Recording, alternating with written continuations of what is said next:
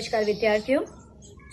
अब तक के वीडियो में हमने एकांकी के उद्भव विकास, एकांकी का स्वरूप के जिसमें एकांकी की परिभाषाएं पाश्चात्य और भारतीय विद्वानों के मत से, विविध वर्गीकरणों के आधार पर एकांकी के भेद, इन सब पर प्रकाश डाला।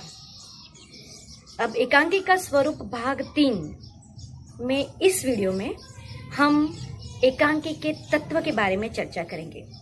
तो शुरू करते हैं एकांकी के तत्व। एकांकी के बारे में जब मैं आपको कहना चाहूंगी तब आपको पहले ही मैंने बता दिया है कि नाटक और एकांकी में अंतर है। जिस प्रकार नाटक जो है वो विस्तृत रूप है अब किसी कथ्य का और उसमें जीवन की समग्रता आ जाती है, एकांकी में जीवन का एक पहलू आता है। यदि नाटक और एकांकी को समझना है तो हम कहानी और उपन्यास जो आप गत वर्ष में पढ़ चुके हैं उसको भी समझ सकते हैं। जिस प्रकार उपन्यास जैसे निर्मला उपन्यास हमारे कोर्स में था, तो जिस प्रकार उपन्यास किसी व्यक्ति के जीवन या किसी एक विशेष चरित्र की समग्र जीवन चरित्र को प्रस्तुत करता है और कहानी उसके एक पहलू को प्रस्तुत करता है, जैसे कि गुंडा कहानी हो या सदगति कहानी हो। तो इसी प्रकार जिस प्रकार उपन्यास है उसको आप नाटक समझे और जिस प्रकार कहानी है उसको आप एकांकी समझे। भले ही उपन्यास और कहानी से इन दोनों विधाओं की रचना और शिल्प अलग है, मगर विस्तृतीकरण के दृष्टि से, संक्षिप्तीकरण के दृष्टि से आप उसे इस प्रकार से देख सकते हैं। तो उपन्यास और कहानी की तरह नाटक और एकांकी में अंतर है, वो हमने बात स्पष्ट कर दी थी। मगर ध्यान में रखना है कि दोनों विधा, नाटक और एकांकी दोनों विधा दृश्य श्राव्य विधा है, यानी कि ये दोनों विधा ही ऐसी विधा है कि जो दृश्य और श्राव्य दोनों है। अब शुरू करते हैं एकांकी के तत्व। एकांकी का पहला तत्व है कथानक। कथानक यानी विषय वस्तु। उस एकांकी की कथा क्या होती है। तो एकांकी में जब कथानक की बात हो तो ये ध्यान रखना आवश्यक है कि अब 45 मिनट या 10 मिनट या 15 मिनट या आधे घंटे में एकांकी प्रस्तुत कर देनी है। तो कथा ऐसी होनी चाहिए कि जिसमें एक ध्येयता हो। एकांकीकार का उद्देश्य किसी राजनीतिक भ्रष्टाचार को प्रस्तुत करना हो तो उसकी कथा अनावश्यक घटनाओं से लंबी नहीं होनी चाहिए।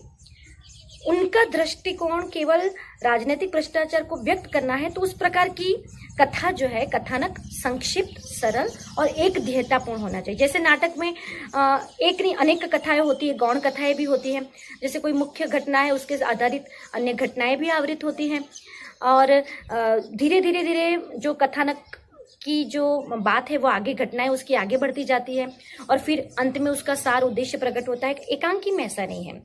एकांकी जो है उसका कथानक संक्षिप्त होने के कारण एक ध्येयता उसमें होनी चाहिए। उसमें अनावश्यक घटनाएं या गौण कथाओं का कोई अवकाश नहीं है। तो इस प्रकार से एकांकी का कथानक संक्षिप्त और एक ध्येयतापूर्ण होना चाहिए। एकांकी का दूसरा तत्व है पात्र या चरित्र चित्रण। आप इन तत्वों को प्रथम और द्वितीय सत्र में भी पढ़ चुके हैं। कहानी के तत्व हो या उपन्यास के तत्व, यही तत्व एकांकी के तत्व है। केवल सातवां एक तत्व है अभिनेयता, वो इसमें एक तत्व ज्यादा है।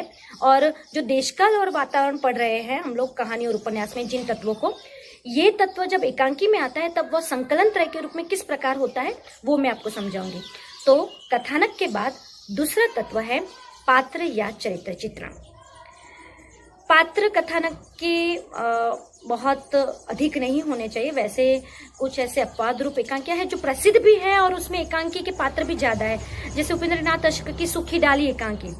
अब उसमें पूरे परिवार की समस्या को प्रस्तुत करना है तो छोटी बहू, मंझली बहू, बड़ी बहू, फिर उसके भी बेटे, उनके भी पुत्र वधू हुए और दादा मूलराज और बहुत सारे पात्रों की और नौकरानी, इन सभी पात्रों का जो है उसमें पात्र योजना की गई है।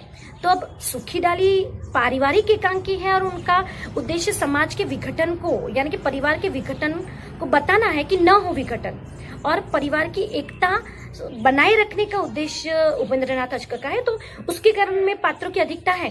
मगर ज्यादातर जो एकांकियां होती है उसमें अधिक पात्र न होकर कम से कम पात्रों में कथानक को प्रस्तुत करना होता है। क्योंकि जितने कम पात्र होंगे उतनी जो है पाठकों में उसको उस कथनक को समझने की जो ग्रहण शक्ति है वो ज़्यादा रहेगी। दूसरी बात कि जितने कम पात्र होंगे वो अपने अभिनय और अपने कथानक को आगे बढ़ाने में जल्दी से कोशिश करेंगे, क्योंकि एकांकी मैंने आपको पहले ही कहा संक्षिप्त है, इतनी बड़ी कथा नहीं है कि जिसमें अनावश्यक और बहुत अधिक पात्रों की जरूरत पड़े। दूसरी बात कि वो पात्र इतने सजीव और उद्देश्य की प्राप्ति के लिए, उद्देश्य पूर्ण करने के लिए प्रयत्नशील होने चाहिए। और सबसे बड़ी बात यह है कि कहानी और उपन्यास में भी जब पात्र इतने महत्वपूर्ण है तो आप सोचिए ये दृश्य और श्राव्य विधा है। दृश्य श्राव्य विधा में कोई भी पात्र जो है वो इतना महत्वपूर्ण है क्योंकि वो अपने अभिनय क्षमता से पूरी कथा पाठकों के सामने कहता है और पूरी कथा वस्तु और उद्देश्य को प्रस्तुत करता है। इसलिए पात्र जो भी हो मगर वो इतने सक्षम होने चाहिए कि वो अपनी अभिनय क्षमता से और अपने द्वारा कथा वस्तु का विस्तार करें, उसके उद्देश्य की पूर्ति करें। तो पात्र कम होने चाहिए, कम से, और उसके बाद वो सजीव होने चाहिए और रंगमंच के अनुकूल होने चाहिए। उसके बाद तीसरा तत्व है संवाद या कथोपकथन। नाटक और एकांकी दृश्य श्राव्य विधा है, रंगमंच पर उसका अभिनय होता है, तो जाहिर सी बात है कि संवादों की योजना उसका प्राण है। जब तक संवाद नहीं होगी कोई नाटक आपके सामने प्रस्तुत नहीं होगा। संवाद कितने होने चाहिए, अधिक होने चाहिए, ज्यादा होने चाहिए, संवादों में कौन सी भाषा प्रयुक्त होनी चाहिए वो बात की बात है, मगर रंगमंच पर जब एकांकी या नाटक प्रयुक्त होता है, अभिनीत होता है, तो संवादों की योजना बहुत महत्वपूर्ण है। अब 3 घंटे का नाटक प्रस्तुत करना हो तो संवादों की योजना जो है उसमें विस्तार बढ़ाना आवश्यक है। पात्रों के साथ साथ संवाद योजना जो है बहुत विस्तृत होती है। संवादों को याद करना, फिर पात्र जो है बहुत सारे अलग अलग पात्र आते हैं और उनके संवाद होते हैं। एकांकी में कम पात्र है, कथानक संक्षिप्त है, इसलिए संवादों की योजना भी संक्षिप्त के साथ साथ कौतूहल युक्त होनी चाहिए, क्योंकि जितनी कौतूहलता संवादों में और उनकी भाषा में होगा इतने उससे प्रेक्षक जो है उससे आकृष्ट होगा। तो संवादों में कौतूहलता जो है एकांकी में जरूरी है, क्योंकि उसी के कारण प्रेक्षक जो है एकांकी को पूरी देखने के लिए उत्सुक होगा और पाठक भी जो है एकांकी पढ़ने के लिए उत्सुक रहेगा। तो संवादों की योजना जो है उसमें संवाद संक्षिप्त, सरल, स्वाभाविक होने चाहिए। संवादों में थोड़ी नाटकीयता भी होनी चाहिए, क्योंकि हम आपसी बोली में जो बात करते हैं उन संवादों से एकांकी के जो संवाद है वो अलग होने चाहिए, इसीलिए वो कलात्मक होने चाहिए, क्योंकि कलात्मक संवाद होंगे, नाटकीय संवाद होंगे, तभी प्रेक्षकों को वो एक अलग रूप में हमारे सामने, एक कलात्मक रूप में हमारे सामने आएगा। संवादों के बाद है देश काल या वातावरण। अब इस मुद्दे के बारे में मैंने आपको पहले ही कहा कि कहानी और उपन्यास में भी देश काल और वातावरण है कि जिस देश की रचना हो, जिस काल की रचना हो और जिस वातावरण, जिस युग की रचना हो, तो उन तीनों का ध्यान रखना चाहिए। तो इस एकांकी में भी देश काल और वातावरण की बात आती है, मगर हम उसको संकलन त्रय भी कह सकते हैं। संकलन त्रय का तात्पर्य है, त्रय यानी 3 और 3 का संकलन। किन 3 का संकलन? तो कार्य, स्थान और समय। कार्य की एकता, स्थान की एकता और समय की एकता। Unity of place, unity of time और यूनिटी ऑफ एक्शन। इन तीनों की एकता को हम संकलन त्रय कहते हैं। तो एकांकी में ये सर्वाधिक महत्वपूर्ण है, क्योंकि लेखक को नाटकों के विविध संवादों के द्वारा, पात्रों के द्वारा, कथानकों के द्वारा लंबी कोई बात नहीं करनी है, उनको बहुत संक्षिप्त में अपने उद्देश्यों की पूर्ति करनी है। जैसे आधुनिक युग में राजनीतिक भ्रष्टाचार पर यदि कोई एकांकी रची जाती है तो आधुनिक युग के अनुरूप जो है नेताओं की पद्धति, नेताओं के जो चुनाव प्रचार के लिए वो किस प्रकार से अपनी जो है प्रसिद्धि फैलाते हैं वो बात, उसके बाद चुनाव के बाद वो किस प्रकार से कभी कभी काम करते हैं, कभी काम नहीं करते, तो वो व्यंग आज के समय के अनुरूप जो भ्रष्टाचार में जो बातें आती है उन्हें लेना चाहिए। तो स्थान यदि है किसी कोई राजनेता का कोई गृह है, फिर समय तो आधुनिक युग है, और कार्य तो आज के राजनीतिक भ्रष्टाचार के कारण जो बात होती है, जो समस्या उद्भवित होती है वो। इस प्रकार सामाजिक एकांकी यदि हो तो समाज, यानी मैंने फिर से आपको कह दूं कि उपेंद्र नाथ अश्क की सूखी डाली एकांकी है आपके कोर्स में। अब भोर का तारा, जगदीश चंद्र माथुर की भोर का तारा एकांकी आपके कोर्स में है। भोर का तारा एकांकी को लो तो उसमें तो कवि की बात है कि किस प्रकार कवि स्वाधीनता आंदोलन के लिए अपनी रोमांटिक यानी अपनी प्रेम भरी बातों से जो पूरा काव्य, प्रेम भरा काव्य संग्रह जो है वो भी जला डालता है, क्योंकि उसे वीर रस की उत्पत्ति करनी है। तो उसके लिए कवि का गुरु कैसा होना चाहिए, कवि जो होता है वो किस प्रकार से लेखन कार्य करता है, तो उसके लिए मंच व्यवस्था का स्थान क्या होना चाहिए, कवि का घर यानी एक सामान्य व्यक्ति का घर होता है वो कैसा होना चाहिए, जिस समय की बात की थी उस समय में किस प्रकार की भाषा का प्रयोग हो रहा था, किस प्रकार के पात्र जो थे वो अपनी देश के लिए, अपनी निष्ठा के लिए अपने प्राण भी बलिदान करते थे, तो वो कार्य व्यापार होना चाहिए। तो इस प्रकार स्थान, समय और कार्य की एकता एकांकी में बहुत जरूरी है, क्योंकि बहुत संक्षिप्त में उनको अपने उद्देश्य की प्राप्ति करवानी है। तो संकलनतः यानी देश, काल और वातावरण भी महत्वपूर्ण तत्व है। उसके बाद है भाषा शैली। सभी रचना में भाषा शैली का जो है महत्व है। जैसे कहानी की हम बात करें तो प्रेमचंद की भाषा शैली इतनी सरल और सहज थी, और हमारे जो लोक व्यवहार में जो बोलचाल की भाषा है, मुहावरे हैं, कहावतें हैं, उनका प्रयोग उन्होंने किया था, इसलिए उनकी भाषा बहुत सरल और उनकी कहानियाँ इतनी प्रसिद्ध हुई और वो कहानी सम्राट कहलाए। उसी प्रकार उपन्यास में भी भाषा जितनी संक्षिप्त, सरल हो, स्वाभाविक हो, उतनी अच्छी जो जान पड़ती है।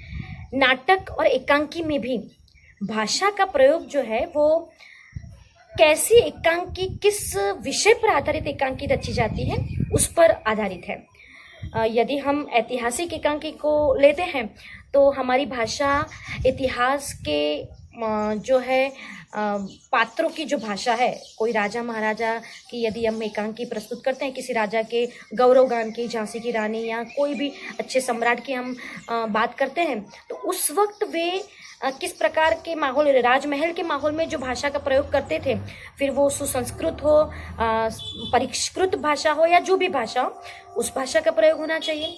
यदि सामान्य एकांकी है और सामान्य जनता की जो है संवेदना को व्यक्त करती है तो जनभाषा का प्रयोग होना चाहिए।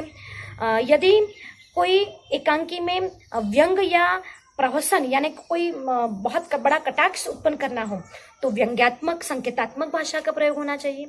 तो भाषा सहज, सरल, स्वाभाविक, विषय के अनुकूल, पात्रों के अनुकूल, घटना के अनुकूल, स्थान के अनुकूल और समय के अनुकूल होनी चाहिए। जितनी भाषा सरल, सहज, स्वाभाविक होगी इतनी ही एकांकी सफल मानी जाएंगी। क्योंकि वैसे जयशंकर प्रसाद की एकांकियों में ये बात है कि वे जयशंकर प्रसाद संस्कृत के प्रकांड पंडित थे, इसलिए उनकी एकांकियों की भाषा बहुत क्लिष्ट मानी जाती थी। संस्कृत निष्ठ शब्दावली का प्रयोग उनकी भाषा, उनकी एकांकियों की भाषा में ज्यादा होता था, इसलिए कुछ उच्च वर्ग तक जो है वो एकांकियां सीमित रह जाती थी जो उनको समझ सके। मगर फिर भी शिल्प विधान की दृष्टि से और कथ्य विधान की दृष्टि से उनकी एकांकियां भी बहुत प्रसिद्ध है। इस प्रकार जयशंकर प्रसाद की या अन्य एकांकीकारों की जो एकांकियां है वो सरल भाषा में हो इतनी ही वो प्रसिद्ध होती है। उसके बाद जो है आगे का तत्व, छठा तत्व है उद्देश्य। किसी भी रचना का उद्देश्य लोक हितार्थ, समाज हितार्थ होना चाहिए, वो तो आपको पता ही है।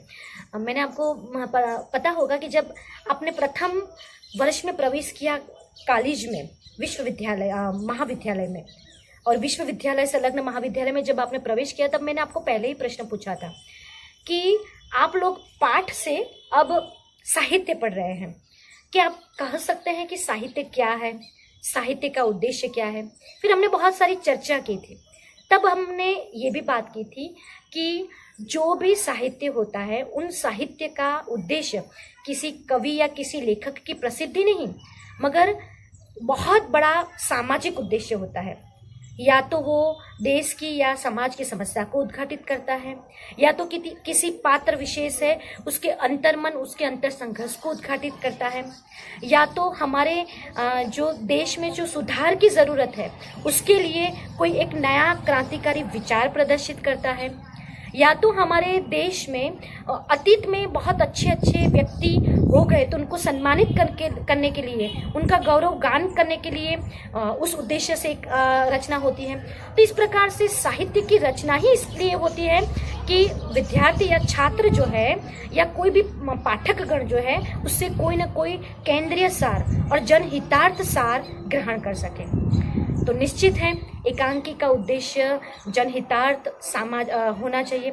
भले पहले संस्कृत काव्य शास्त्र परंपरा में रसाभिव्यक्ति ही और मनोरंजन ही काव्य का उद्देश्य था, मगर तो आधुनिक काल में ये नहीं है। रसाभिव्यक्ति मनोरंजन के साथ साथ कोई ना कोई बहुत बड़ी गंभीर बात, चिंतन प्रस्तुत करना, एक विचार प्रस्तुत करना भी साहित्यकार का उद्देश्य रहा है। तो एकांकी में उद्देश्य के रूप में हम कह सकते हैं कि एकांकी का उद्देश्य जो है जनहितार्थ, समाज के हितार्थ और बहुत बड़ा एक कोई ना कोई समस्या, कोई ना कोई विचार को जो है प्रदर्शित करता होना चाहिए। उसके बाद एकांकी का सबसे अंतिम तत्व जो है वो है अभिनेयता। पहले ही मैं आपको कह दूं कि जैसे आप लोग जो प्रथम सत्र और द्वितीय सत्र में पढ़े, कहानी और उपन्यास को आपने पढ़ा, उनमें अभिनेता तत्व नहीं थे, उनमें ये 6 तत्व विद्यमान थे ही। मगर नाटक और एकांकी दृश्य और श्राव्य विधा है तो उसमें जरूर एक तत्व ज्यादा होगा और वो है अभिनेयता, क्योंकि वो रंगमंच पर अभिनीत होती है। अभिनेयता शब्द जो है उसको आप बहुत ध्यान से सुनिएगा। अभिनेता नहीं, अभिनेता का मतलब है नायक, हीरो, मगर वो अभिनेयता नहीं, अभिनेता नहीं, अभिनेयता। अभिनेता जो एक्टिंग करता है, वो जो रंगमंच पर अभिनय करता है, तो वो जो उसका अभिनय कौशल है उसको कहते हैं अभिनेयता। और उसके अथवा में हम इस तत्व को रंगमंचीयता शब्द का भी प्रयोग कर सकते हैं। 7वें तत्व को हम रंगमंचीयता भी कह सकते हैं। तो अभिनेता और रंगमंचीयता एकांकी की कैसी होनी चाहिए? तो यहाँ हम ये कहना चाहेंगे कि नाटक हो या एकांकी हो, अभिनेता उसका बहुत महत्वपूर्ण तत्व है, क्योंकि वो इसी के कारण अन्य विधाओं से अलग है। अन्य विधाओं से अलग होने के कारण पात्र जो है वो जब अभिनय करता है तब उसकी अभिनय क्षमता और उसके अभिनय कौशल पर एकांकी टिकी होती है। कभी कभी क्या होता है कि एकांकी जब हम पढ़ते हैं तब हमें बहुत सामान्य लगती है, मगर जब उसका रंगमंच पर अभिनयकरण होता है तब वो एकांकी इतनी प्रसिद्ध हो जाती है, तब हमें पता चलता है कि एकांकीकार ने उन रंगमंच के निर्देशों को ध्यान में रखकर किस प्रकार इतनी सफल एकांकी लिखी। तो रंगमंच पर अभिनीत होने के बाद एकांकी की सफलता निर्भर होती है, और इसी कारण जब एकांकी रची जाती है तब रंगमंच के अनुकूल निर्देशों और उनकी जो साज सज्जा, स्टेज व्यवस्था, पात्र व्यवस्था, सभी का निर्देश एकांकी लेखन में होना चाहिए। जितने निर्देश एकांकी में रंगमंच के अनुकूल ज्यादा होंगे, उतना अभिनय करने में जो है निर्देशक को या जो हीरो यानी कि अभिनेता है उनको बहुत ही जो है बहुत आसानी रहेगी। यदि निर्देशों की बहुत कम मात्रा होगी तो हो सकता है कि निर्देशक या अभिनेता है वो अच्छी तरह से अभिनय न कर पाए, एकांकी सफल न भी बने। इसलिए एकांकी की अभिनेता पर जो है एकांकी की सफलता आधारित है, और इसी कारण एकांकी लेखक को, एकांकीकार को रंगमंच के अनुकूल, अभिनय के अनुकूल, पात्रों के अनुकूल, समय के अनुकूल, विषय के अनुकूल, स्थान के अनुकूल अभिनय निर्देशों को लिखना कि किस प्रकार कौन सा पात्र कब प्रवेश करता है, किस पात्र को कब जाना है, 2 पात्रों के बीच जब संवाद होते हैं उसके बाद जो है किसका प्रवेश होना चाहिए, स्वगत कथन रखने हैं कि नहीं, फिर सूत्रधार की योजना करनी है कि नहीं, बैक स्टेज में कौन से आवाजों की परिकल्पना करनी है, किस प्रकार का विषय बताना है। तो ये सभी बात अभिनेता पर आ जाती है। तो अभिनेता उसका बहुत महत्वपूर्ण तत्व है। तो इस प्रकार हमने एकांकी के तत्वों को आपके सामने प्रस्तुत किया। यदि एकांकी के तत्वों को आप समझेंगे तो हमारे पाठ्यक्रम में जो भी एकांकियाँ मैं आपको क्रमशः जो एकांकियाँ समझाऊंगी, उन सभी एकांकियों को आप तत्वों के अनुसार, उसके स्वरूप के अनुसार समझ पाएंगे। धन्यवाद।